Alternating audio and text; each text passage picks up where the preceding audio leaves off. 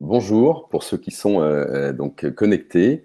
Donc il est 11 heures. On va peut-être pour patienter le temps que tout le monde nous rejoigne, parce que je vois que le chiffre augmente à vue d'œil. Peut-être que pour patienter quelques instants, le temps que les inscrits nous rejoignent, je vous propose quelques éléments de réflexion sur la gestion durable des ressources, qui est le sujet d'aujourd'hui. Et comme vous vous en doutez, les ressources naturelles ne sont pas illimitées. Agir pour un usage raisonné de ces ressources ainsi que pour le recyclage et la réutilisation est un enjeu majeur de développement durable. Et quand on parle donc de développement durable, ça concerne effectivement certains objectifs, enfin la campagne des Nations Unies, donc certains objectifs de développement durable. Donc il y a l'ODD 6, l'eau propre et assainissement, l'ODD 12, consommation et production responsable, et l'ODD 15, la vie terrestre, où on parle bien évidemment de biodiversité. D'ici à 2030, nous devons donc améliorer la qualité de l'eau en réduisant la pollution. C'est des évidences, mais en éliminant effectivement l'immersion de déchets et en réduisant au minimum les émissions de produits chimiques et de matières dangereuses, en diminuant de moitié la proportion des eaux usées, non traitées et en augmentant considérablement à l'échelle mondiale le recyclage et la réutilisation sans danger de l'eau. Et selon les experts, nos pressions sur les ressources ne cessent d'augmenter et la biocapacité de la Terre, à savoir la surface de zones terrestres et marines biologiquement productives, se réduit progressivement au niveau mondial. Et donc aujourd'hui, en raison d'un décalage entre la demande et l'offre, en ressources naturelles, il nous faudrait l'équivalent de 1,5 terre, même exactement 1,7 de la Terre pour subvenir à nos besoins. Ça veut dire que l'humanité vit à crédit par rapport aux ressources disponibles sur l'année en les consommant plus vite que leur capacité à se renouveler. Je terminerai, je vois qu'on commence à être un peu plus, donc je terminerai juste par une dernière information.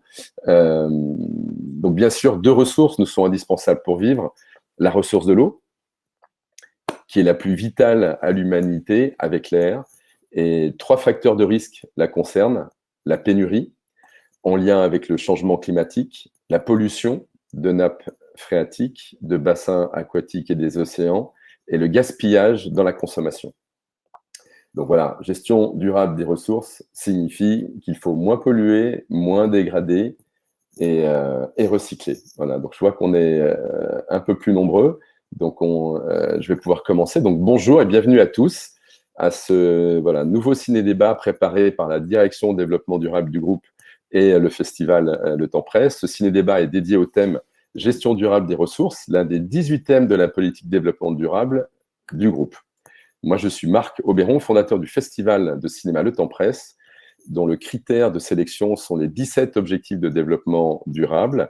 Et nous défendons un cinéma et un festival humain et inspirant. Nous avons décidé de coupler la Journée mondiale de l'eau qui a lieu en mars avec la Journée mondiale des océans qui a lieu au mois de juin, afin de faire un focus sur l'eau comme ressource, qui n'est pas une ressource illimitée, comme on en parlait auparavant. Et c'est l'occasion pour nous de vous faire découvrir une fondation et une association. Donc d'ici quelques instants, nous aurons le plaisir d'échanger avec Muriel Guidoni de Regnaucourt, qui est directrice générale d'Energy Observer Foundation. Nous allons parler de cette aventure initiée par son fondateur, Victorien Hérussard, qui a créé le bateau Energy Observer, un bateau qui utilise l'hydrogène comme énergie, avec une vraie réflexion sur la mixité des énergies.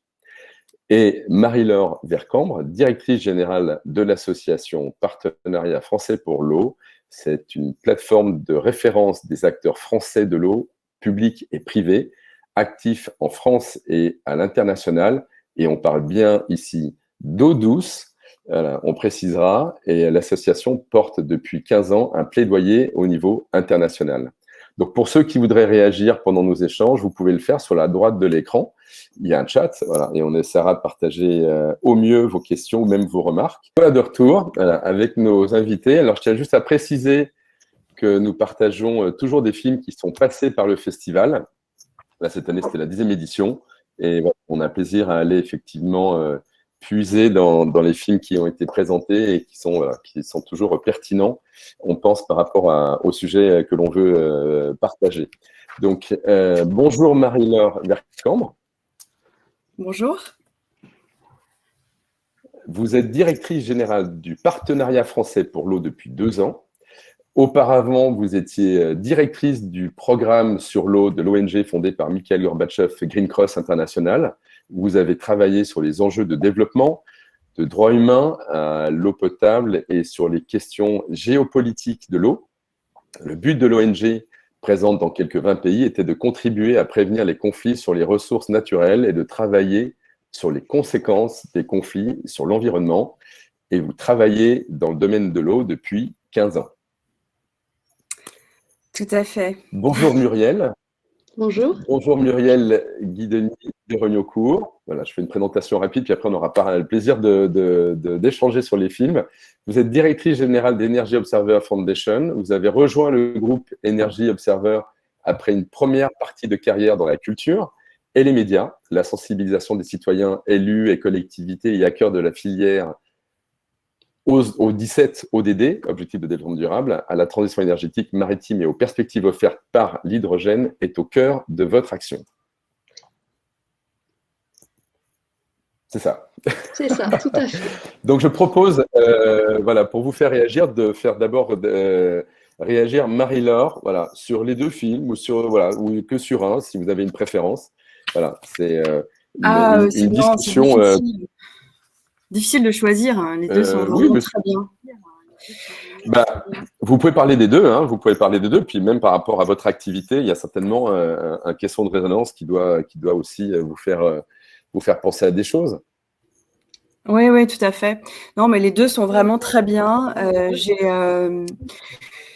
été très touchée par le nom du premier, Beauty, parce qu'effectivement, on est habitué à regarder ces images de mer, ces images sous-marines, en étant extrêmement ému par la beauté, et que là, on est évidemment confronté à la laideur du plastique et à la laideur de ce qu'on jette et de ce qui se retrouve dans les océans. Et ça nous renvoie à la question des valeurs, effectivement, et des valeurs qu'on nous inculque peut-être pas assez, à savoir de savoir apprécier, de savoir admirer ce que nous avons et prendre conscience de ce que nous gâchons, de ce que nous abîmons, de ce que nous détruisons. Donc il est très émouvant. Et puis le deuxième me parle beaucoup, bien sûr, puisqu'il s'agit beaucoup d'eau douce, du problème des fuites, du problème du gâchis, et aussi de la place des jeunes, du fait que les jeunes quand ils sont petits, sont étonnés, ne sont pas encore blasés, n'ont pas encore les mêmes réflexes. Et donc ça, c'est un vrai levier et c'est une vraie chance. Donc voilà, les 2 sont vraiment, vraiment très bien. Bravo pour ces 2 courts-métrages. On est ravis que ça vous plaise. Muriel? Alors moi, j'ai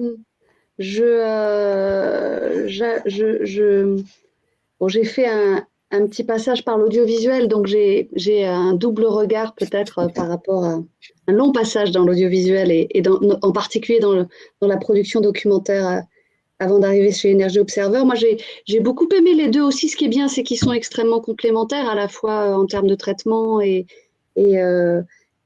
sur les questions qu'il pose. Le premier, il m'a frappé parce qu'il est très esthétisé. Il y a des allers-retours entre des images où on se sent dans un milieu sous-marin totalement préservé, où tout à coup la pollution fait irruption d'une façon extrêmement effrayante. Donc, et c'est pas progressif, c'est plusieurs allers-retours. Donc, je trouve que de ce point de vue-là, ça produit une impression extrêmement forte. On est vraiment entre l'onirique et l'effroi. On passe de la beauté à la décharge, et je trouve que de ce point de vue-là, il est très puissant, vraiment. Et il ne peut que nous toucher profondément. Et le fait d'avoir fait quelque chose d'assez esthétique, je pense que ça sert le propos d'une façon qui peut toucher un très très large public, à mon avis. C'est un message très simple. Et puis le deuxième, alors pour le coup, j'ai beaucoup aimé d'abord parce que, comme le souligne Marie-Laure, c'est vraiment le sujet de la différence de perception entre les générations, avec le sentiment de grande urgence et la révolte qu'on sent bien de façon très partagée dans la jeune génération et malheureusement peut-être un petit peu moins partagée dans les plus anciens, même si Dieu merci, ce sont des sujets qui touchent de plus en plus de monde et vraiment c'est très frappant cette différence entre la panique qui gagne cette jeune fille et l'indifférence pendant que la maison se remplit d'eau. Et donc, on sent bien qu'il y a un vrai danger de mort, hein, en fait, le fait que la maison se remplisse d'eau et l'animation est très bien faite en ce sens que les visages sont très expressifs, soit dans l'indifférence, soit de la même façon, je le trouve très efficace et je trouve ça très, très important parce que ça, dans nos métiers, on fait des choses à impact.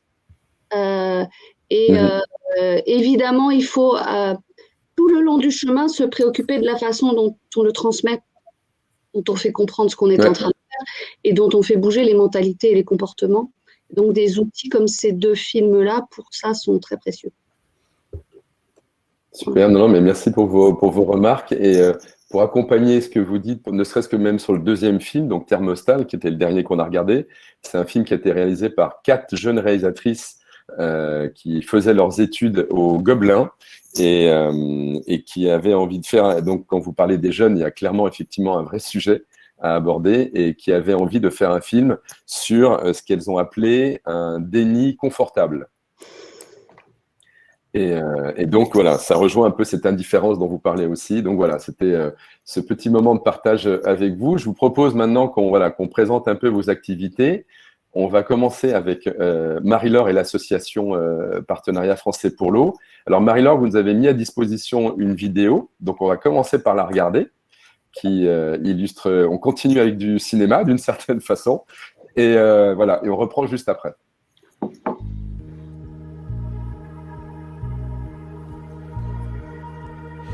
J'ai toujours adoré la science-fiction et la technologie. Imaginez mon bonheur quand j'ai appris que j'allais pouvoir tester un tout nouveau simulateur de réalité virtuelle. Projeté dans un monde soumis à un réchauffement de 4 degrés, j'ai découvert un monde bouleversé.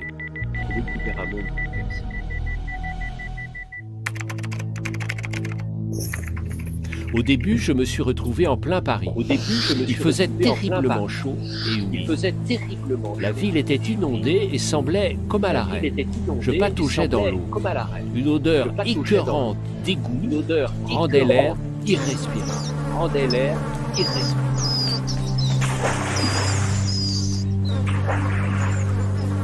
J'ai même cru entendre le mot épidémie.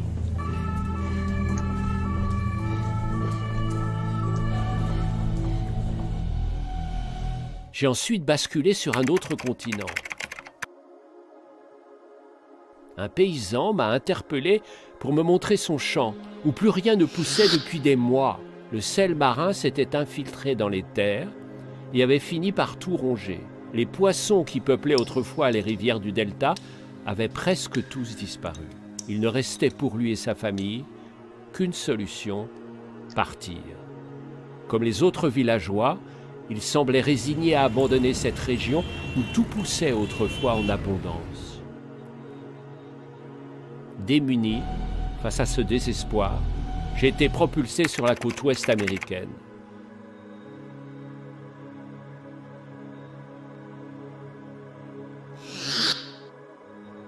Un soleil brûlant alourdissait l'atmosphère et un étrange silence régnait. Assoiffé, je me suis mis à la recherche d'un peu d'eau.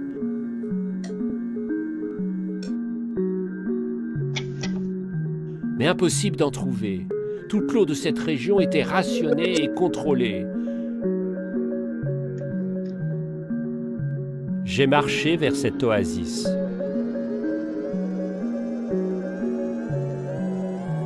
Quelle opulence soudain! Le bonheur sur le visage des passants et surtout de l'eau. Mais tout cela n'était réservé qu'à quelques chanceux. Ici, chaque centilitre d'eau était durement monnayé.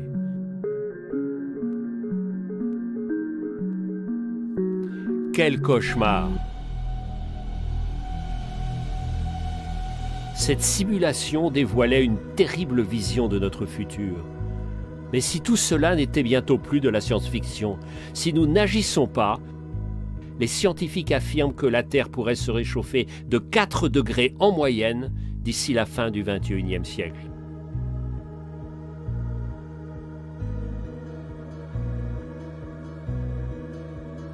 Est-ce vraiment le monde que nous voulons? L'urgence est là, mais nous pouvons encore agir. Nous devons agir.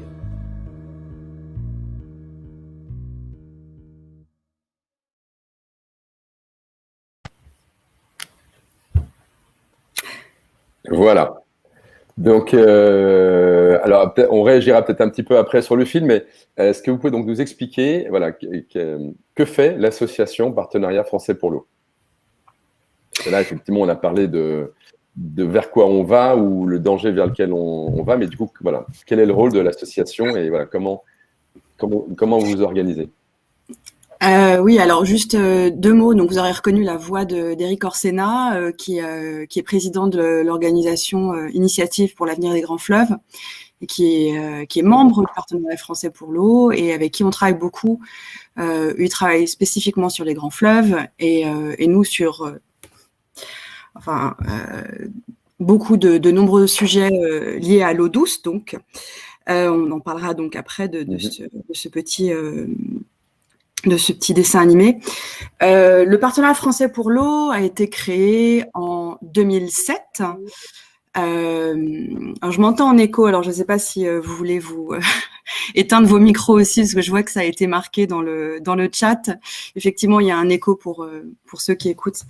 Donc il a été créé en 2007 par le ministère de l'Environnement et des Affaires étrangères, de retour du Forum mondial de l'eau, qui est un peu la grande messe qui a lieu tous les 3 ans sur l'eau douce, sur les enjeux d'eau douce, dans un pays différent, et notamment parce que ça ne peut pas avoir lieu aux Nations Unies.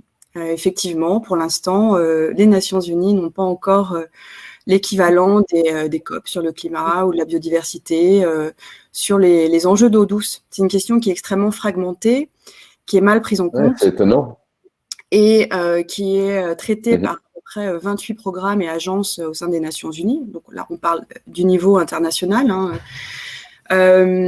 Et voilà. Et donc, il y a ces forums, et ça, à l'époque, ça a été créé pour ça, parce qu'ils avaient remarqué que d'autres pays s'étaient dotés de ce genre d'étendard pour représenter les acteurs de l'eau douce. Et voilà donc comment a été créé le partenariat, qui est effectivement une association. Qu'est-ce qu'on fait? C'était ça, votre question. On a à peu près 200. Alors, j'ai juste une question. Oui. J'ai juste une question que je glisse. C'est pour même pour moi. Quand vous parlez d'eau douce, est-ce qu'on parle d'eau potable ou est-ce qu'il y a un juste milieu par rapport au terme eau douce? Ah non, on ne parle pas d'eau potable. On parle vraiment de la ressource. On parle de l'eau pas salée. D'accord. On parle de l'eau douce, donc, qui est dans nos fleuves. C'est aussi, ça comprend l'eau potable, bien sûr. Hein, c'est un des enjeux. Mais c'est avant tout de l'eau douce, de sa disponibilité, de son état, etc. Donc, c'est vraiment tous les enjeux d'eau douce confondus. Alors, on se structure autour de certains grands sujets, bien sûr, mais voilà. Autre question ou l'eau douce, donc, est aujourd'hui. Oui. Non, mais je glisse parce que je pense que c'est juste pour donner déjà des repères à tout le monde. L'eau douce, parce qu'on sait que c'est effectivement de plus en plus rare, mais sur toute la quantité d'eau disponible sur Terre, parce que je crois qu'on a, les océans couvrent à peu près 71% de la surface de la Terre. Voilà, est-ce que vous pouvez nous dire à combien correspond le pourcentage pour l'eau douce? Oui, alors effectivement, il y a ce chiffre qui est très impressionnant sur notre planète bleue. Moi, j'avais en tête 75% par les mers et les océans, et l'océan, pardon. effectivement, il y a à peu près 3% d'eau sur Terre qui est douce, sur toute cette eau.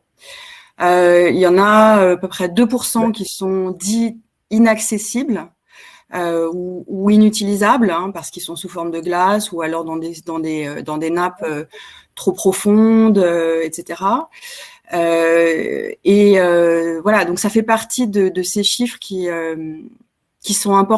est important de rappeler, puisqu'on dépend de cette eau douce, qu'il y a une quantité d'eau, hein, toutes eaux confondues, limitée sur Terre. La Terre et l'eau y compris sont des ressources limitées. Il y a autant d'H2O sur Terre depuis toujours, sauf qu'elle est sous forme à peu près différente depuis que la Terre a cessé d'évoluer. Voilà,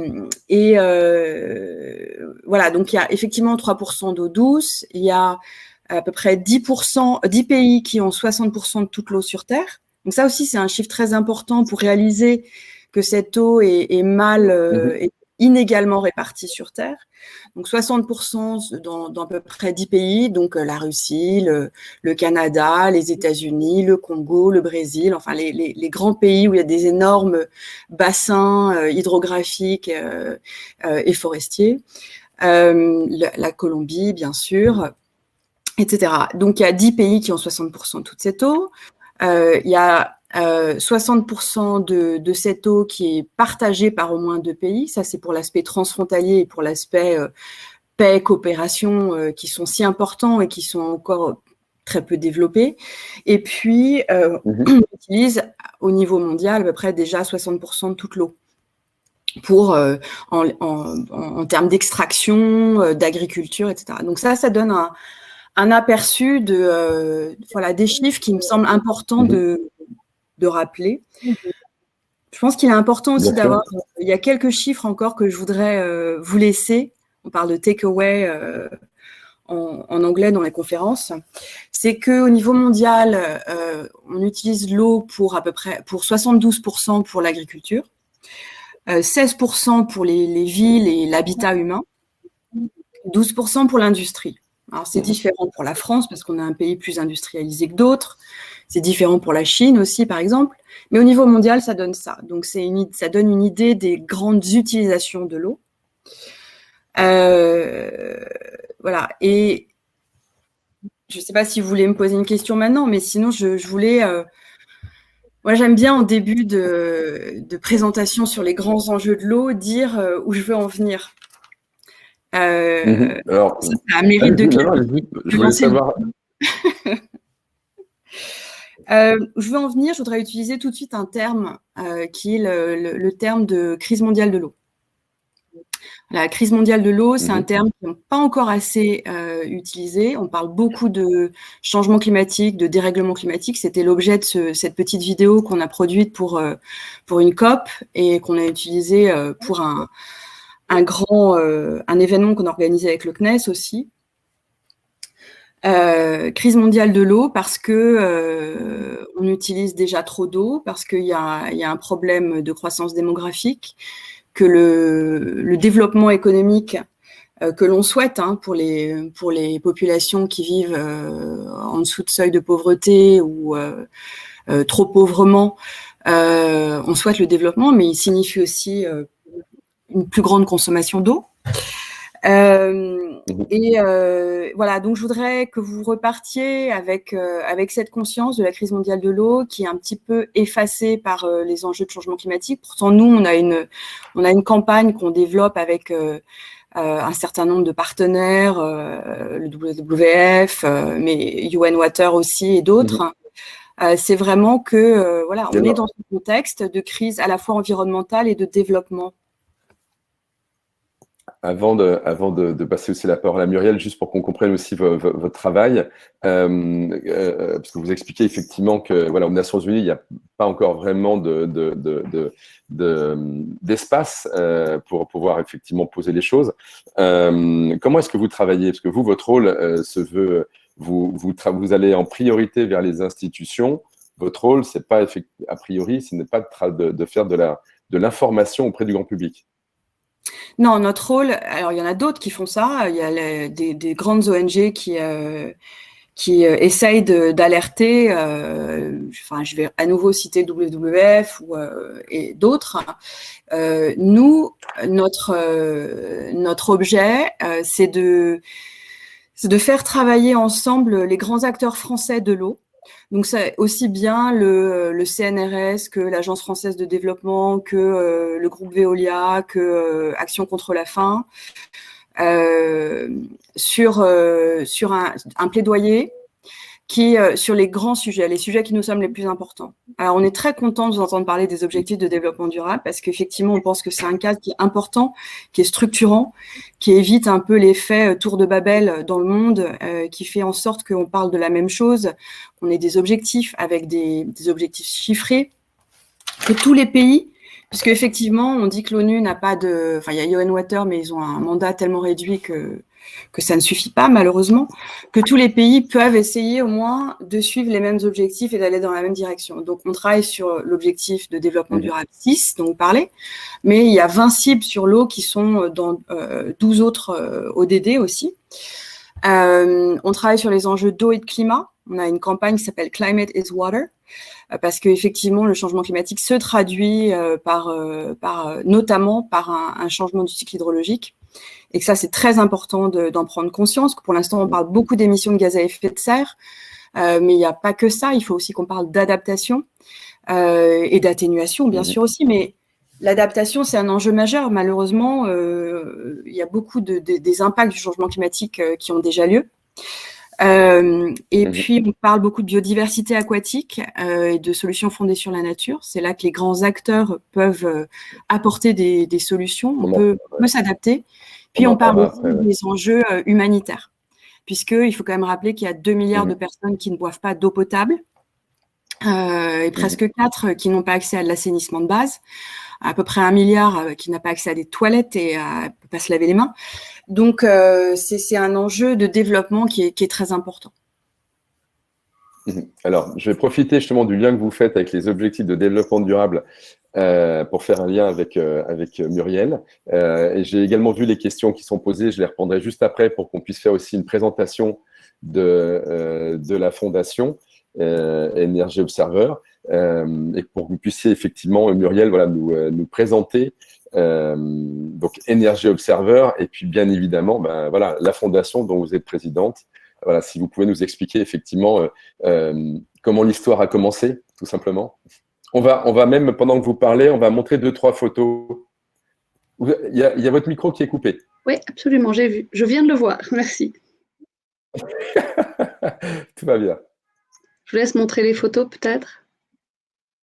Voilà, donc j'ai pas proposé de film parce que vous en aviez déjà vu 2. Puis là, comme vous en avez vu 3, je pense que les photos à ce stade suffiront. Je vous engage en revanche éventuellement à aller voir. On a sur LinkedIn, sur Twitter, sur Instagram beaucoup de films. J'y reviendrai qui vous pouvez aussi zoomer, permettre de comprendre. Pour regarder les photos là, vous pouvez aussi zoomer. Voilà. On peut aussi zoomer dessus pour voir le détail. Voilà, qui vous permettent de comprendre un petit peu de quoi je vais vous parler. Donc, Energy Observer, c'est un bateau laboratoire de la transition énergétique maritime. C'est le fondateur Victorien Erussard est à l'origine capitaine de marine marchande. Donc, il a navigué sur des gros cargos et sur des paquebots de croisière. Et également, il a aussi fait de la course au large. C'est un compétiteur avec des bateaux sur lesquels il y avait eu un travail et comme toujours sur la technologie pour en améliorer les performances qui étaient à la pointe. Mais malgré tout, au fur et à mesure des années, il a eu évidemment le sentiment il a constaté que les dégâts de la pollution maritime, on y reviendra, donc la pollution des gros bateaux, qui est devenue pour lui, qui a de plus en plus de place dans son esprit. Et à l'occasion des courses à la voile et d'une en particulier, il s'est aussi rendu compte que son bateau de course n'était pas suffisamment intelligent, qu'il n'utilisait pas les ressources autour, les ressources naturelles. comme il le devrait. Donc, il a entrepris la construction d'un bateau laboratoire pour expérimenter des énergies nouvelles, un nouveau mix énergétique. Et l'objectif étant d'avoir un bateau totalement autonome, un bateau zéro émission et un bateau zéro bruit. Donc, c'est un bateau sur lequel on trouve plusieurs énergies renouvelables, où on trouve l'hydrolien, où on trouve l'éolien, où on trouve le solaire. Alors, on a en tout sur le bateau 202 mètres carrés de panneaux photovoltaïques. On a ce qu'on appelle les Ocean Wings, qui sont des ailes qui ont été designées spécialement pour le bateau. Il y a également des batteries, il y a un moteur électrique couplé à des hélices à pas variables, et il y a quelque chose qui le rend complètement unique, c'est un moteur à hydrogène. C'est-à-dire qu'en fait, avec le CEA Linton, a été développée une technologie qui permet de fabriquer l'hydrogène avec l'eau de mer. L'hydrogène vient pallier avec de l'eau salée, d'intermittence et de stockage que posent les énergies renouvelables. Vous comprendrez bien que quand il n'y a pas de soleil et qu'il n'y a pas de vent, le bateau n'avance plus. Et l'option batterie, tout batterie pour un bateau, on comprend bien que compte tenu du poids des batteries, ce n'était pas une option. En revanche, l'hydrogène, avec cette technologie et une capacité de stockage de l'hydrogène, permet au bateau de naviguer en continu sans aller chercher de l'énergie nulle part. Donc l'énergie est produite par le bateau, stockée sur le bateau, et c'est la spécificité de ce navire. Donc le navire navigue depuis 2017. Il a entrepris une odyssée autour du monde qui va durer jusqu'en 2024. L'objectif de l'odyssée, qu'on appelle l'odyssée, qui est ce tour du monde, c'est vraiment de valider que ces technologies, elles fonctionnent dans tout type de situation, par tout temps, par toute température. Et on a d'ailleurs sur le bateau changé plusieurs fois les technologies pour en tester, pour les expérimenter. Et les partenaires qui nous accompagnent sont en partie des industriels qui testent des technologies sur ce bateau. Donc, on a comme partenaire notamment Air Liquide, notamment Toyota, puisqu'aujourd'hui, la pile sur le bateau est une pile Toyota. Donc, ça, c'est le projet de départ. L'Odyssée, ce qui est fantastique dans cette Odyssée, c'est qu'on est à près de 70 escales. Et à chaque escale, on est reçu, on discute avec les pouvoirs publics locaux, avec des universitaires, avec des chercheurs, avec des scolaires qui viennent visiter le bateau. Le sujet étant la transition énergétique maritime. Et donc, c'est ce qui a amené le gouvernement à nommer Victorien Hérussard ambassadeur de France pour les 17 objectifs de développement durable, puisque tout au long de cette odyssée, on a une action et on peut parler des objectifs de développement durable à travers cette odyssée. Alors justement, une question, parce qu'effectivement, le gouvernement a annoncé vraiment qu'effectivement qu'ils avaient la volonté d'investir dans cette technologie, dans l'hydrogène.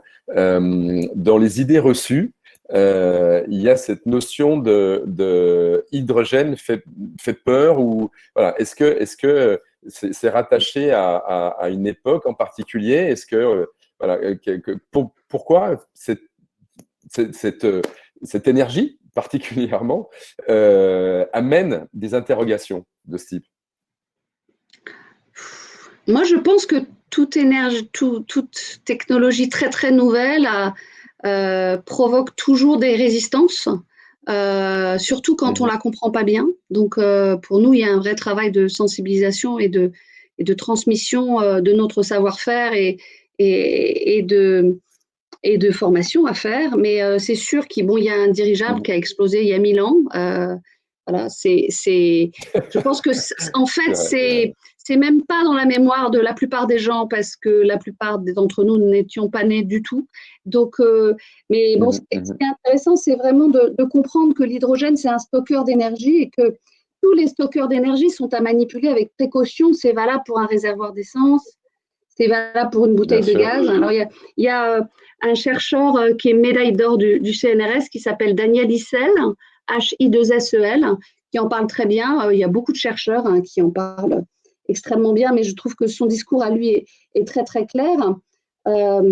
Pour lui, vraiment, le réservoir d'hydrogène n'est pas plus dangereux qu'un réservoir d'essence ou qu'un réservoir de gaz. Enfin, c'est la conclusion de l'Institut national de l'environnement industriel et des risques qui a réalisé ces dernières années toutes sortes de crash tests, tirs à balles réelles, fuites diverses sur réservoir.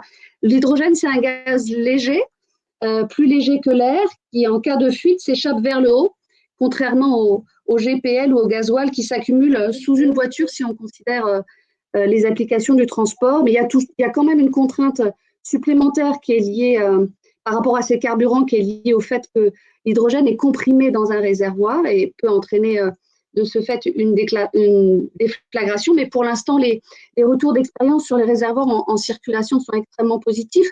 En France, il y a l'ENERIS, qui est un institut qui travaille sur la sécurité liée à l'usage de l'hydrogène, en partant du principe que la prise en compte de tous les risques très, très en amont participe au succès. Et pour eux, aujourd'hui, c'est bien la recherche des matériaux qui est clé pour concevoir les équipements qui seront en contact avec l'hydrogène. Et c'est d'après l'ENERIS, d'après les derniers travaux, les risques associés à la production et à l'usage de l'hydrogène sont aujourd'hui extrêmement connus et maîtrisés. Donc, c'est vrai que quand on travaille avec des chercheurs, quand on travaille avec des laboratoires, on a un discours de la part de ceux qui consacrent leur journée qui est quand même un peu plus nuancé que ceux qu'on peut entendre à droite, à gauche. Mais voilà, ça reste comme le gaz, l'essence, à manipuler avec précaution. Très bien. Je vais profiter des questions qui sont posées pour... Je me permets de m'y arrêter. Et donc, juste pour... non, mais vous avez bien raison. Pour continuer, derrière l'Odyssée, on a créé ce fonds de dotation qui s'appelle Energy Observer Foundation pour à la fois porter cette parole sur les objectifs de développement durable, mais surtout continuer à travailler sur la transition énergétique maritime avec un observatoire, avec un groupe d'experts. C'est très fondamental. 80% du trafic de marchandises dans le monde est fait par le maritime, par des cargos. Aujourd'hui, les grands armateurs évoluent vers du gaz naturel liquéfié. Ils savent que le gaz naturel liquéfié ne permettra pas d'atteindre les objectifs de l'Organisation maritime internationale qui sont alignés sur les accords de Paris. Donc, ils réfléchissent aussi à des nouveaux mix énergétiques. Et d'ailleurs, nous avons la CMA-CGM dans nos partenaires parce que la CMA-CGM travaille avec un certain nombre d'acteurs comme nous. Et c'est très important pour nous, ce que nous faisons, nous, avec Energy Observer, n'a pas de sens si le mix énergétique des cargos à terme et des bateaux de croisière ne change pas. C'est tout d'autres objectifs. Donc ça, et puis la troisième action que nous avons au sein du fonds de dotation, c'est vraiment une action de sensibilisation, de pédagogie, de transmission pour expliquer à la fois ce que nous faisons et toute la chaîne de valeur de l'hydrogène, où on en est aujourd'hui, ce qui existe, ce qui est faisable, l'état de la recherche, où est-ce qu'on va, et ça intéresse beaucoup de monde, ça intéresse les pompiers qui nous ont demandé des formations, des écoles d'ingénieurs, des écoles navales, ça intéresse le monde de la banque, le monde de l'assurance, ça intéresse beaucoup de monde d'essayer de clarifier ce sujet. Donc ça, c'est le fonds de dotation. Et la dernière petite chose, qui est une chose très importante pour nous, c'est qu'on a créé une activité industrielle, c'est-à-dire ce qu'on fait n'a pas de sens si on reste un laboratoire. Pour nous, les moteurs à hydrogène, le fait qu'on puisse naviguer propre et zéro émission, nous, si on a beaucoup de bateaux qui fonctionnent comme nous, on sera très heureux. Donc, on a une activité industrielle aujourd'hui qui s'appelle EODEV, qui produit un groupe électrohydrogène là, pour des applications stationnaires, des moteurs de bateaux similaires à celui que nous avons sur Energy Observer et des stations posées sur l'eau qui peuvent fabriquer avec l'eau de l'hydrogène. Et on a éclairé la Tour Eiffel avec notre groupe électrohydrogène le 25 mai dernier. L'objectif était vraiment juste de montrer que c'était possible, qu'aujourd'hui, un groupe électrohydrogène qui ne dégage que de la vapeur d'eau pouvait éclairer la tour Eiffel. Et avec ce groupe électrohydrogène, on a d'ailleurs fait fonctionner notre chapiteau dans lequel nous avions une exposition pendant 10 jours. Donc, on a aussi proposé un événement outdoor de 10 jours avec un groupe électrohydrogène. Donc, voilà. Donc, ça, c'est la variété de ce que nous faisons avec un objectif très clair pour nous, c'est vraiment la réduction des émissions. On travaille aussi, parce qu'on est sur le sujet de l'eau, on travaille aussi au travers du fonds de dotation sur la pollution maritime, c'est-à-dire sur la pollution des bateaux. La pollution on va en parler juste après. Si on a le temps, voilà, on se donnera un petit temps pour parler de ça. Je voudrais juste revenir effectivement sur alors, on a eu plusieurs questions. Donc une question pour Marie-Laure, parce qu'effectivement c'est un élément de réflexion entre les 75% d'eau qui sont donc sur notre surface de la planète et ces 3% d'eau douce. On nous dit voilà, il y a des projets d'unité, alors je ne sais plus si on dit dessalé ou dessalé, j'ai toujours un doute, vous allez pour nous aider. Est-ce qu'il y a effectivement aujourd'hui, est-ce qu'il y a un avenir pour cette technologie sur le fait de, alors me semble-t-il, dessaler et d'avoir effectivement des énergies qui fonctionnent à ce niveau-là? Alors oui, d'ailleurs, un certain nombre de régions et de pays ont recours. On dit les deux, on dit dessalement et désalinisation, et on dit dessaler par contre plus. Mais en fait, globalement, j'en parlais encore récemment avec certains experts, globalement, et là il y a un vrai lien avec les problématiques de littoral et marine, donc globalement, ça reste une technologie qui reste encore trop polluante. C'est une technologie coûteuse qui, quand elle est alimentée à des énergies fossiles, elle est polluante par ses émissions et puis elle est polluante avec la saumure qui reste donc pour le littoral, puisqu'il y a un vrai problème. Et donc, on est confronté à ce à quoi on est généralement confronté, c'est que globalement c'est coûteux, donc quand c'est coûteux, on va essayer de réduire les coûts plutôt au détriment de l'environnement. Donc c'est pas une solution qui est préconisée. C'est pas une solution qui est préconisée en tout cas par les acteurs de l'eau. Les acteurs de l'eau, ils trouvent qu'il y a beaucoup d'autres options. Donc pourquoi, enfin, ça représente un peu une fuite en avant. C'est un peu, il y a une nouvelle techno qui va empêcher de. Oui, mais il y a beaucoup de choses à faire qui, en plus, n'auront pas les externalités négatives. Dans ce cas-là, quelles sont les actions pour empêcher le gaspillage? Et est-ce que c'est une question de Luciana? Quelles actions pour empêcher le gaspillage et la pollution de l'eau douce? Si effectivement on n'a pas de solution pour transformer, pour en créer, il faut qu'on protège cet acquis, ce que l'on a. Quelles sont est-ce que vous avez des informations? Voilà, quelles sont les actions qui sont recommandées? Alors, effectivement, il faut dans votre petit dessin animé, on voyait bien le problème des fuites est très judicieusement montré du doigt. Le problème des fuites est un problème colossal au niveau mondial. Donc, on est là à essayer d'aller chercher de l'eau dans des nappes de plus en plus profondes, etc. On dessèche des écosystèmes, etc. Alors qu'en fait, on fait n'importe quoi avec nos canalisations et les fuites.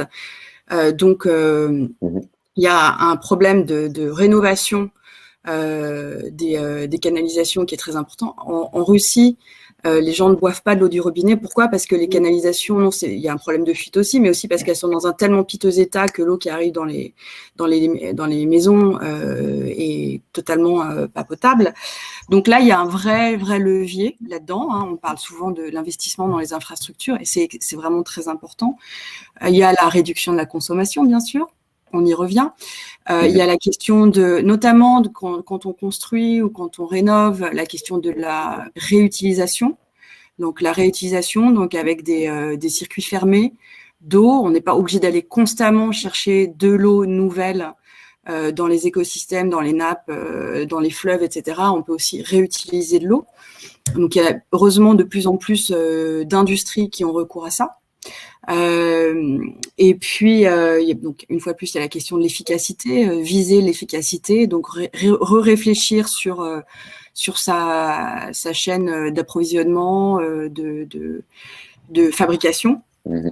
Et puis, il y a le changement des comportements. Hein, pour revenir à ça, Oui. il y a des chiffres très importants. Mais vous le disiez, hein, Pardon ? une fuite légère peut… Non, je voulais juste dire, pour rebondir sur ce que vous disiez, une fuite légère, elle peut représenter jusqu'à 35 000 litres d'eau par an. Je crois qu'on ne réalise pas, en fait, non, mais la perte voilà, c'est ça. possible. On réalise pas et ça et peut on en représenter revient en gros 20% de la consommation d'un foyer. Ouais. C'est ça. Donc, tous ces chiffres, ils doivent vraiment avoir une prise de conscience de la part des décideurs, des gens qui ont mesure de prendre des décisions qui ont un vrai effet de levier. Et puis, il y a aussi les consommateurs, les citoyens qui doivent avoir conscience de ce qu'ils consomment.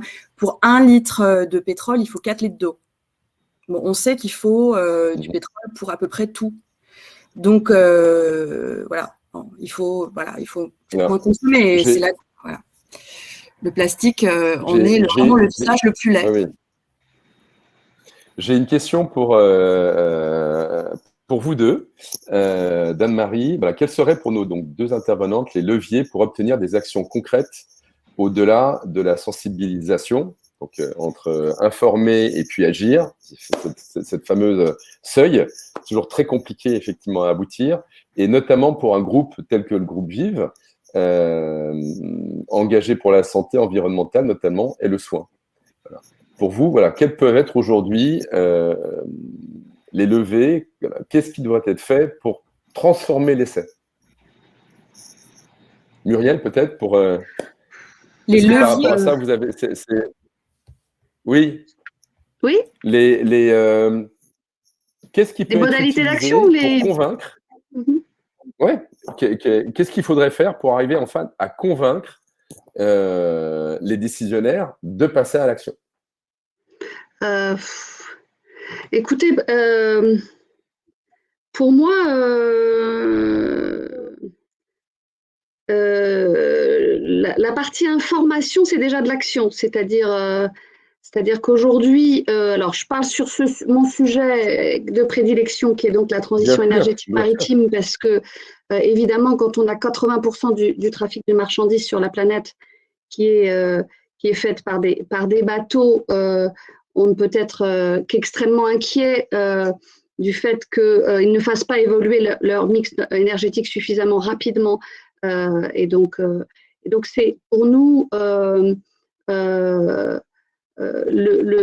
pédagogie comme nous le faisons au quotidien sur la nécessité d'augmenter les énergies durables dans le mix énergétique et puis en recourant à l'hydrogène pour pallier à l'intermittence et aux difficultés de stockage,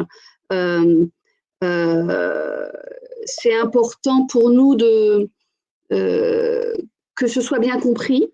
C'est pas toujours bien compris parce que c'est complexe. Le fait que le gouvernement investisse 7 milliards dans l'hydrogène, évidemment, quand c'est pas assorti du type d'explication que je vous donne aujourd'hui, on n'utilisera pas les énergies renouvelables dans toute une série d'applications si on n'a pas l'hydrogène pour en faciliter le stockage et donc et pour pallier aux intermittences. Donc du coup, l'hydrogène est clé. L'hydrogène, elle est clé.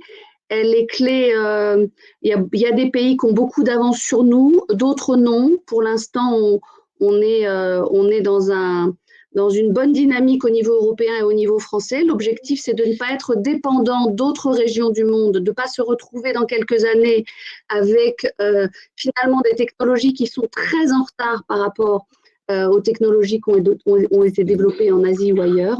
Et donc, c'est la raison pour laquelle le gouvernement investit ces sommes-là, c'est parce pour qu'on reste dans la course et qu'on reste concurrentiel d'un point de vue industriel. Et évidemment, la façon dont on peut agir au niveau d'un groupe comme le vôtre, c'est vraiment d'en avoir la meilleure compréhension possible. Alors aujourd'hui, on en parle ensemble, mais des conférences sur l'hydrogène et des conférences accessibles, il y en a plein en ce moment parce qu'on en parle beaucoup.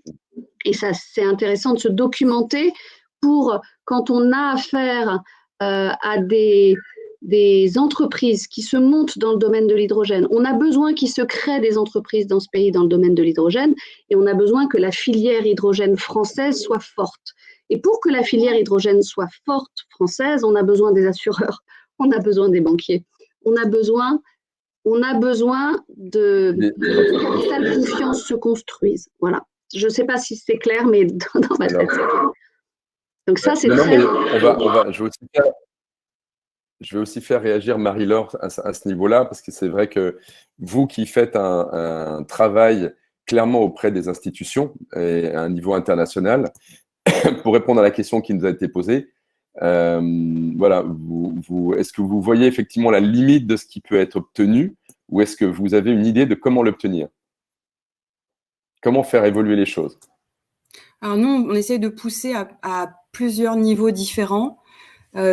Comme je l'expliquais tout à l'heure, il y a une partie des enjeux d'eau qui est vraiment qui se passe au niveau de la coopération entre des États, qui se passe au niveau de l'aide au développement pour que les pays industrialisés jouent leur rôle et aident les pays en développement qui, par exemple, les populations sont bloquées en pauvreté chronique. Une fois de plus, c'est pas qu'une question environnementale, l'eau, c'est une question qui est extrêmement transversale et qui est très compliquée. Donc, il faut jouer sur les enjeux socio-économiques, il faut jouer sur les enjeux environnementaux, de solidarité internationale, de gouvernance mondiale. Donc, nous, on est vraiment sur les enjeux de gouvernance mondiale, parce que là, pour l'instant, il y a un vide béant. Il y a des programmes des Nations Unies qui traitent de certains sujets, qui analysent, qui font des recommandations, mais il n'y a rien d'intergouvernemental, par exemple, comme il y en a pour le changement climatique. Bon, ça, c'est vraiment faire la politique de l'autruche. Et nous, et par exemple, en 2023, il va y avoir une grosse conférence sur l'eau à New York aux Nations Unies. Et ben nous, on essaye de faire en sorte, et la France et faire de lance là-dessus, de faire en sorte qu'on avance sur cet enjeu-là. Je peux vous dire qu'il y a beaucoup de pays qui n'ont pas du tout envie qu'on avance sur ça. Et donc là, on rentre dans des bras de fer sur comment faire évoluer la gouvernance mondiale. Après, il y a effectivement faire avancer les enjeux en France, au niveau européen, dans la conscientisation des citoyens. Donc il y a plein de leviers, il y a toute une palette de leviers qu'il faut faire avancer. Je trouve ça très intéressant, la voie de l'hydrogène, effectivement. Mais effectivement, si je peux compléter, il faut agir à tous les niveaux. Au niveau des collectivités locales, il faut agir au niveau des grands groupes privés avec lesquels nous collaborons, comme le disait Marie-Laure, des grands industriels que nous faisons travailler ensemble collectivement.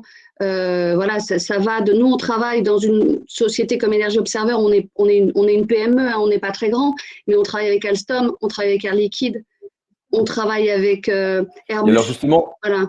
Il faut aussi collaborer avec l'Organisation maritime internationale, les affaires maritimes au niveau national. Voilà. Donc, effectivement, c'est tout un écosystème.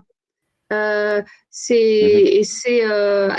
adapte la parole à chaque fois, puisqu'on n'a pas le même niveau de connaissance non plus en face de soi. Et pour faire avancer Mais en tout cas, pour répondre là, on a un public d'assureurs. Et c'est vrai que nous, on est une plateforme multi-acteurs. Hein, et on essaye notamment, donc à bon entendeur, de mobiliser des acteurs de la finance donc privée, donc la finance et les assureurs. Il faut aussi faire les bons choix il faut effectivement accompagner les citoyens, vos clients, et pour la finance, financer les bons projets, les bonnes technologies. Il y a un vrai rôle.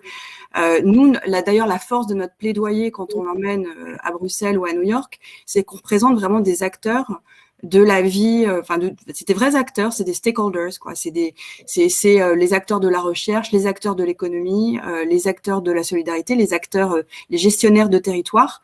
Et la force de notre plaidoyer, c'est qu'on élabore des messages communs à tous ces acteurs. Donc, il y a une vraie force, il y a une vraie valeur de l'évaluation des enjeux, quoi. Et on a vraiment besoin que les financiers aillent plus loin. Ça, on en a vraiment, vraiment besoin. Est-ce qu'on a moyen de mesurer l'impact? Est-ce qu'il y a l'empreinte de l'eau aujourd'hui? Est-ce qu'il y a un outil qui existe? C'est pour reprendre un tout petit peu la question d'Antoine. Est-ce qu'il existe quelque chose aujourd'hui qui permet effectivement d'avoir des repères par rapport à ça? Il existe, ça commence. Pour dire, on a vraiment du retard par rapport à l'empreinte carbone, etc. Ça commence, c'est-à-dire qu'il y a certains groupes qui commencent à rendre transparent leur empreinte eau, en tout cas leur consommation d'eau, des très gros groupes. Récemment, j'ai participé à un panel avec des data centers qui utilisent beaucoup d'eau pour le refroidissement de leurs centers. Ça commence, mais c'est nouveau. Donc là, typiquement, il y a un vrai levier. Ceux qui le font, ils le font parce que petit à petit, la pression monte et qu'il y en a qui ont envie d'être un peu en avance par rapport aux autres et qui vont être plus transparents. Mais c'est vraiment à faire, quoi. Et en ce moment, il y a le Varenne agricole de l'eau. Il y a des grands débats, il y a des grands chantiers mais on est encore aux prémices de la vraie transparence et de la vraie conscience de l'empreinte eau. Et il y a l'empreinte eau, c'est l'eau qui est nécessaire pour tout produire. Et puis il y a l'eau virtuelle qui est l'eau qu'on importe et qu'on utilise en faisant venir des amandes de Californie, du soja d'Argentine, etc., etc. Ça, c'est à la fois l'empreinte eau et l'eau virtuelle, l'eau qu'on utilise ailleurs. Et alors, j'ai une question, c'est pour rebondir sur votre film, donc le tout dernier film qu'on a vu, qui clairement aborde un sujet justement par rapport à ce qu'on est un petit peu, on est en train d'en parler. Alors, vu la valeur que va avoir l'eau, qui a déjà l'eau, hein, mais ce vers quoi on voit, parce qu'on voit que ça nous tire vers ça, est-ce que c'est un bien privé ou un bien public? Et est-ce que vous avez une notion déjà de la France par rapport à ça et à l'international? Comment ça fonctionne? Alors, à l'international, il n'y a rien d'international, une fois de plus, donc... il y a le droit à l'eau potable qui a été reconnu comme droit humain en 2010, c'est déjà une grande avancée. Un certain nombre de pays ne reconnaissent pas le droit. Alors, justement, ça, c'est un autre exemple de concept et de normes qui peut être promu ou pas. En France, on reconnaît que c'est un bien commun. Et qui peut être géré par des entreprises privées, mais dans le contexte de ce qu'on appelle une délégation de services. Donc, ça reste les autorités publiques qui gèrent. Et globalement, la gestion privée est vraiment un phénomène tout petit en termes de pourcentage au niveau international. Donc, pour nous, c'est pas l'enjeu. D'accord. C'est pas l'enjeu. À partir du moment que c'est bien régulé, à partir du moment que les autorités publiques font leur job, c'est pas vraiment l'enjeu. Ce qu'on voit apparaître dans certains pays, c'est la financiarisation de l'eau. Et là, c'est vraiment autre chose. Là, effectivement, c'est le trading de l'eau, de la disponibilité de l'eau, etc. Et là, c'est vraiment inquiétant. Et typiquement, c'est des enjeux sur lesquels les pays vont de plus en plus débattre. On voit, on est dans un contexte de stress hydrique. Il y a un tiers de la population qui vit déjà dans un contexte de stress hydrique aigu, donc où la disponibilité est inférieure à la demande. Donc, on va aller plus. Il y a des pays qui vont tenir bon, qui vont essayer de vraiment faire en sorte que ça reste une ressource publique et un bien commun à préserver, à distribuer de manière égalitaire, et puis d'autres qui vont aller vers le marché. Donc, c'est très, très important. Et au passage, les pays qui ont le plus d'eau sur l'Europe ne fait absolument pas partie des continents qui ont le plus d'eau dans le monde. Hein. On est plutôt sur la Russie, la Chine, le Canada. Et alors, on nous demande justement, empreinte eau, donc question de Céline, empreinte eau et eau virtuelle, est-ce que vous auriez quelques références sur le sujet pour qu'on puisse comparer? Oui, alors, je vais vous dire un peu à la louche parce que ça fait un moment que j'ai pas utilisé ces chiffres, mais pour un kilo de bœuf, de mémoire, il faut 10 ou 15 millilitres d'eau.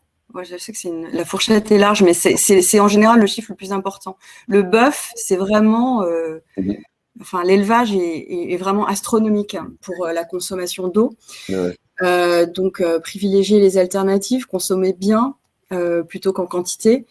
Et puis, je crois que pour un jean, c'est 500 litres d'eau. Ça, c'est pour tout le coton. Coton est extrêmement consommateur. Donc, le textile, extrêmement énorme consommateur et énorme pollueur. Ouais. C'est 2000 litres pour un t-shirt, je crois. Et pour là, on parle vraiment des enjeux, le lien entre l'eau douce et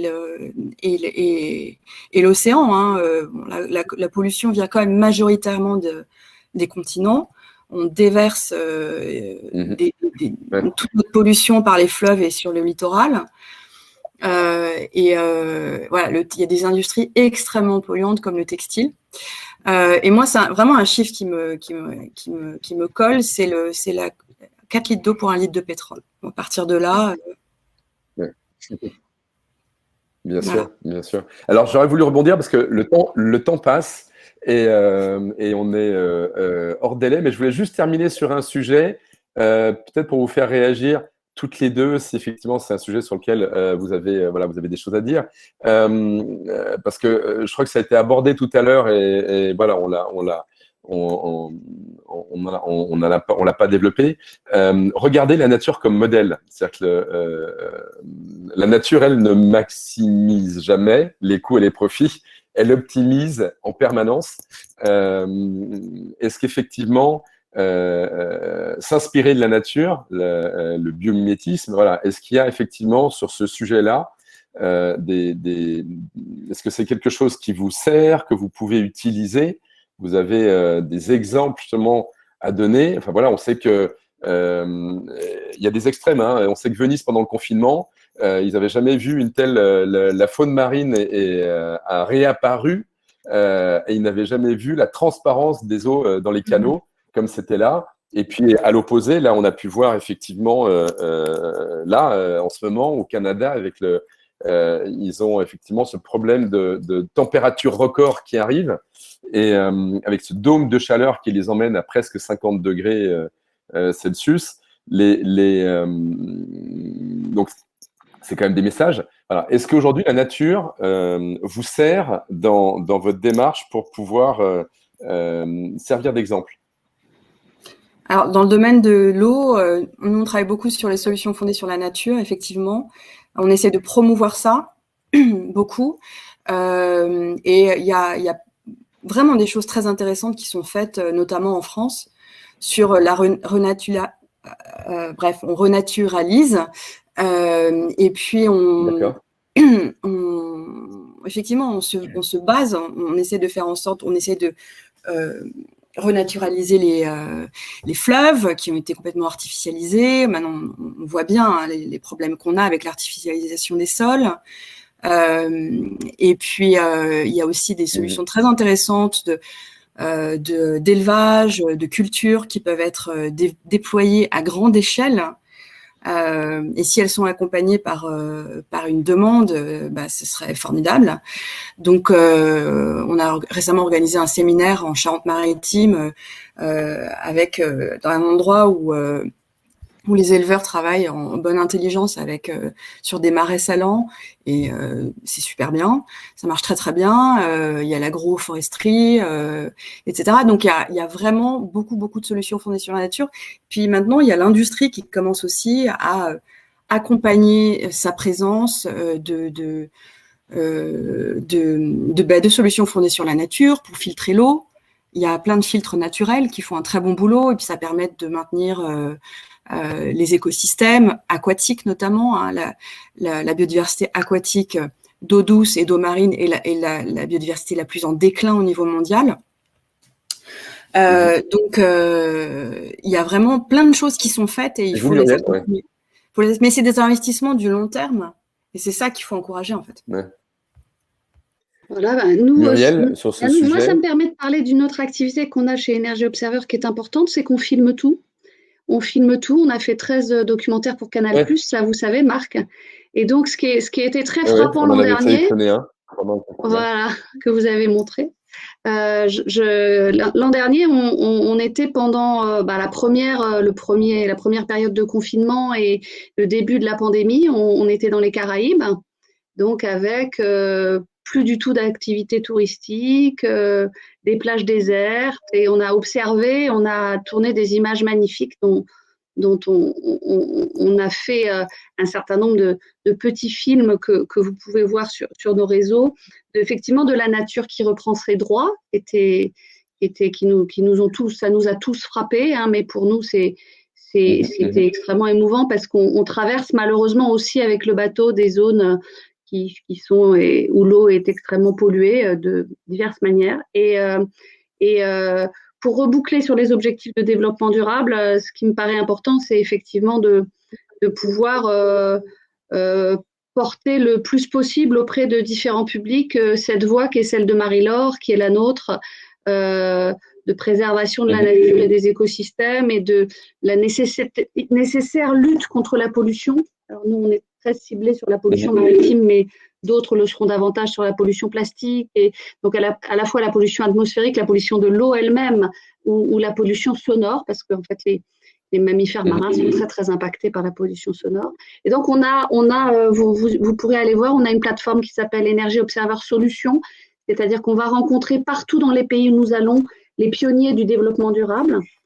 Voilà, on a plus d'une 60aine de films en français et en anglais tournés sur un mode. On voit dans les films, hein, Voilà, et l'objectif, c'est vraiment d'aller dans les pays vers des pionniers qui sont en contact avec la nature et qui ont des idées qui sont intéressantes éventuellement à reprendre pour nos pays. On peut contacter les pionniers en allant sur cette plateforme. Voilà, et nous, on essaie de multiplier les outils à travers le fonds de dotation, des outils qui sont soit audiovisuels, soit digitaux, soit conférences, soit formations, etc., pour assurer une information complète.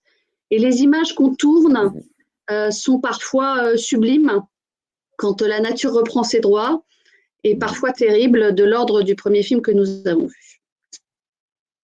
Alors pour boucler sur la nature, et avant que je vous demande effectivement quelle est votre actualité, ou du moins les projets à venir, parce que là on va conclure, c'est juste pour vous partager ce qu'a dit Pasteur. Donc il a dit: la nature, elle, sait toute seule guérir les 3/4 de ses problèmes, et en plus, elle ne dit pas de mal de ses collègues. Voilà, donc c'est à retenir et à réfléchir. Voilà. Ça se fait tout seul. Alors, elle règle elle-même ses problèmes. Donc, on va conclure effectivement avec vos actualités. Est-ce que, voilà, vous pourriez, je vais commencer avec Marie-Laure. Est-ce que vous pouvez juste nous partager votre prochaine échéance, le prochain rendez-vous important pour vous? Alors, la semaine prochaine, on sera à New York virtuellement. Parce qu'il y a le forum politique de haut niveau sur la mise en œuvre des objectifs de développement durable, justement. Et là, on essaye vraiment de faire valoir le fait que pour atteindre quasiment tous les ODD, il faut mieux gérer l'eau douce. Parce qu'il en faut pour les villes durables, il en faut pour l'agriculture durable, il en faut pour la santé humaine, l'éducation, etc., etc. C'est une question de genre très importante, l'accès à l'eau potable. Et puis... donc on intervient là-dessus. On est pour mémoire pour tout le monde, on est dans la décennie de l'action là parce que c'est bientôt la fin 2030, qu'on est loin d'avoir atteint les objectifs de développement durable. Donc on se met tous au boulot. Et puis on valorise toujours l'action de nos membres. Hein, donc on est là vraiment pour faire valoir les solutions, ce qui peut être fait. Et puis on va participer à Glasgow aussi à la COP climat. Là pareil pour faire valoir le couple au climat. Très très important, qui est encore vraiment pas assez pris en compte. On parle beaucoup d'émissions de gaz à effet de serre et c'est indispensable. Mais pendant ce temps-là, parce qu'on n'arrive pas à avancer assez vite sur les émissions, on parle pas de l'adaptation et plus attendre là, il faut y aller. Et vous, Muriel? Oh là là, j'essaye de faire des choix là sur tout ce qu'on a en cours, mais Il faut. voilà, je sais qu'il faut qu'on fasse des choix. Donc, pour revenir sur les ODD, parce que c'est important, nous, on est aussi extrêmement actifs et c'est indispensable, hein, parce que c'est une véritable feuille de route. Donc, on participe et on a co-construit, on a participé à co-construire à la fois le programme et la communication aux rencontres du développement durable qui aura lieu à l'automne, organisées par l'Open Diplomacy et un certain nombre de partenaires dont nous sommes. On travaille avec l'Assemblée nationale et un collectif d'associations sur un grand colloque ODD et territoire qui aura lieu à l'Assemblée à l'automne. On a l'Odyssée qui se poursuit et qui se poursuit avec une route que nous avons dû modifier du fait des contraintes sanitaires. Hein. Depuis un an, c'est pas simple de garder le cap. Là, on a fait San Francisco, Los Angeles et Hawaï. On est en route vers la Californie, vers la Nouvelle-Calédonie, pardon. On va rester jusqu'à début août. Ensuite, on sera en Papouasie-Nouvelle-Guinée. On fera route vers l'Indonésie, les Philippines, pour être à Tokyo, au Japon, au mois de décembre, sachant que ensuite l'Odyssée va se poursuivre jusqu'en 2024 et on sera notamment à l'exposition universelle de Dubaï, invité par la France pendant la semaine des océans. Et sur les sujets dont je vous ai parlé, parce que c'est quand même très très fondamental, hein, le trafic maritime, aujourd'hui c'est 2 à 3% des émissions mondiales de gaz à effet de serre. On met vraiment l'accent avec les industriels et les chercheurs, comme la Fédération de chercheurs du CNRS sur l'hydrogène qui s'est créée au mois de mars. On met l'accent sur la transition énergétique maritime pour trouver le plus vite possible les bons mix énergétiques qui seront probablement des mix énergétiques différents suivant les types de bateaux. Et puis la prise de parole sur l'hydrogène se poursuit avec beaucoup d'interventions et de conférences dans divers milieux professionnels, que ce soit dans des écoles d'ingénieurs maritimes ou auprès des pompiers, notamment. Donc ça, on est un peu tous azimuts, mais on est portés comme Marie-Laure et comme un certain nombre d'entre vous, je le vois dans le fil, et comme Marc, par l'urgence. Merci beaucoup en tout cas. Marie-Laure, Muriel, voilà, nous vous remercions d'avoir participé à ce ciné-bar. Et puis surtout, merci aussi, en même temps que nous échangions, d'avoir répondu au chat en direct. Ce n'est pas toujours le cas et c'est très sympa de l'avoir fait. Ça permet vraiment de créer une dynamique avec ceux qui s'intéressent. Voilà, c'était super que vous puissiez effectivement être avec nous aujourd'hui. On a bien compris avec ce que vous nous avez effectivement, ce qu'on a partagé avec vous, que notre destin est quand même intimement lié à la santé de la Terre. Et prendre soin de la Terre, c'est prendre soin de nous. Et c'est vital. Et j'en profite pour annoncer aussi le prochain ciné-débat qui sera organisé lors de la Journée mondiale de l'habitat sur l'inclusion par le lieu de vie, qui aura lieu le 4 octobre prochain de 17h à 18h avec la participation d'Arcade. Voilà, nous vous souhaitons un bel été et prenez bien soin de vous et de vos proches. Merci. À bientôt. Merci à vous. Merci beaucoup. Merci.